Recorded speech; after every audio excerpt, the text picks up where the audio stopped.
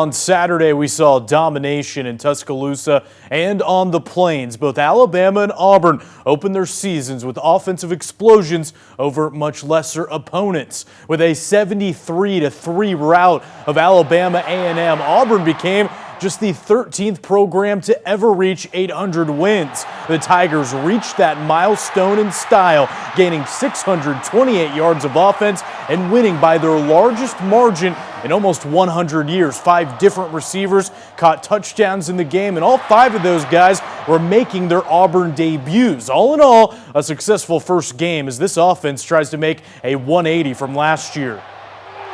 I wish they were all kind of like that. They won't be, but good to see a lot of kids get involved and a lot of faces. We have a lot of things to clean up, but certainly pleased with a lot of aspects. I thought our execution of that and young kids who've not played in front of the 89,000 here and in this atmosphere, they seem to handle it pretty well.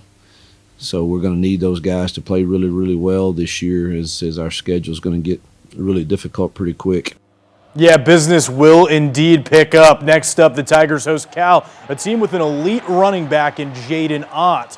Auburn's 5-star freshman Cam Coleman scored a touchdown on his first career catch, while Alabama's prized receiver Ryan Williams did the same and ended up with a huge game in his debut. And that's just the tip of the iceberg of Kalen DeBoer's flawless introduction to Bryant Denny. There's no denying it. The Saban days are over here in Tuscaloosa, but the winning ways are not gone. Head coach Kalen DeBoer proved that in his first game against Western Kentucky, dominating the Hilltoppers 63-0. Good to get a W to start the year. I told the guys downstairs, every win is something that they've worked hard for, and make sure we enjoy it. Go back to work. We got a lot of things that we now have on film that we know we can correct and understand the things that we're really good at and the things we need to continue to work on. So proud of the way they came out. Started fast, both sides of the ball, feeding off each other. Thought the energy was great. Just sustained it all game long, and got a lot of guys a chance to play. And Alabama simply outmatched Western Kentucky in every facet of the game, dominating them on the ground, through the air, and with their defense. And it was another masterful performance for Jalen Milroe, who scored 5 total touchdowns, 3 in the air and 2 with his legs.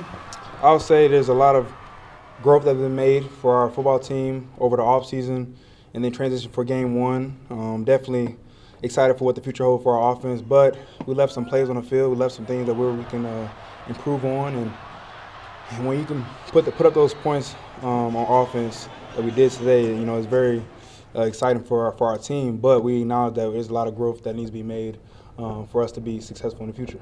And how about the true freshman Ryan Williams? The 17-year-old wide receiver scored on his first 2 collegiate receptions, racking up 139 receiving yards in the first half alone. He's got that big play capability, as you saw, and he's done a lot of that in practice, and was excited to see him get out there. It's impressive that a guy, his age, can go out there and do the things he's doing.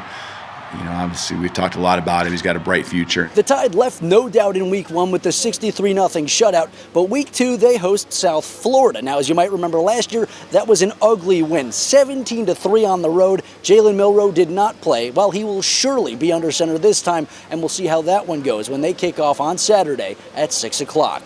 Reporting in Tuscaloosa with coverage you can count on, Max Cohan, WAAY 31 Sports.